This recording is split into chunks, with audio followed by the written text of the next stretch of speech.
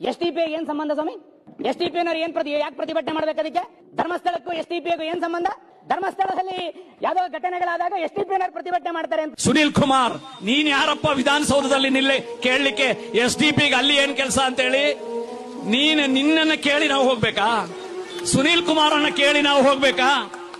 ಈ ದೇಶದ ಚುನಾವಣಾ ಆಯೋಗದಲ್ಲಿ ನೋಂದಾಯಿತವಾದ ಒಂದು ಪ್ರಜಾತಂತ್ರ ವ್ಯವಸ್ಥೆಯಲ್ಲಿ ನಂಬಿಕೆ ಇರುವ, ಜನರ ಹಕ್ಕುಗಳಿಗಾಗಿ ಹೋರಾಡುವ, ನ್ಯಾಯ ಮತ್ತು ಅನ್ಯಾಯ ಏನು ಅನ್ನುವಂತ ಸ್ಪಷ್ಟವಾದಂತಹ ಗುರುತು ಮಾಡಿಕೊಂಡಿರುವ ಒಂದು ರಾಜಕೀಯ ಪಕ್ಷ ಆಗಿರ್ತದೆ social democratic party of India.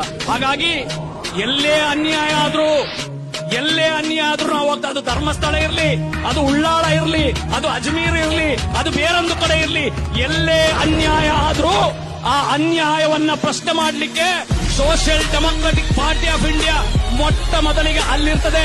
ಯಾರವ ದೊಣ್ಣೆ ನಾಯಕನ, ಯಾರಪ್ಪನ, ಯಾವುದೇ ದೊಣ್ಣೆ ನಾಯಕನ ಅನುಮತಿ ನಮಗೆ ಅಗತ್ಯ ಇಲ್ಲ ಅನ್ನುವಂತಹ ವಿಚಾರವನ್ನ ಇವತ್ತು ಘಂಟಾಘೋಷವಾಗಿ ಹೇಳಲಿಕ್ಕೆ ಇಚ್ಛೆ ಪಡ್ತೇನೆ.